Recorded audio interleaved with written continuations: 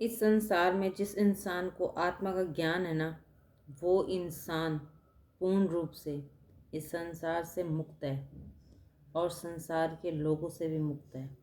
वो मुक्ति की राह पे है, जहाँ उसके लिए इस संसार से जुड़ी कोई भी चीज़ इम्पोर्टेंट नहीं रह जाती है।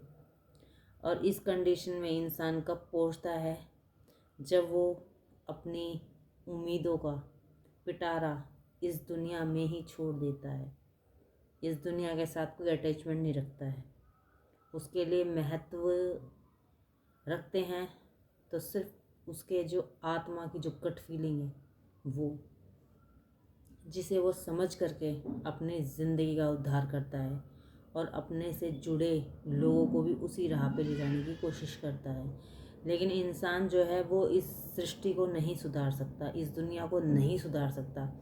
शुरुआत वो खुद पहले से करता है, जब कहीं जा कर के उसको देख करके लोग अपने अंदर परिवर्तन लेके आते हैं। इसी को ही आत्मज्ञान कहा जाता है।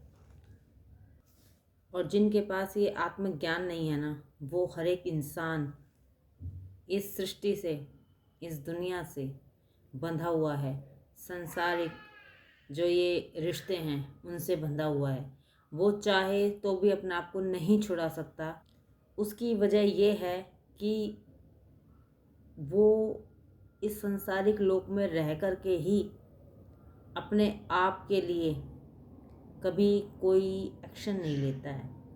वो इस चीज़ को समझना ही नहीं चाहता है कि जो ये संसार है वो कुछ ही समय के लिए उसके पास। फिर भी इंसान अपनी ज़िंदगी में आगे से आगे भागदौड़ करता ही रहता है। इंसान को अगर सुधरना है, अगर इंसान चाहता है अपने अंदर परिवर्तन लाना, वो खुद के स्वयं के हाथ में होता है। किसी के समझाने से या किसी के बताने से कभी नहीं होता है। क्योंकि कुछ परिस्थिति ऐसी होती है इंसान को, जो इंसान के अंदर इंसान को परिवर्तित करने के लिए मजबूर कर देती है।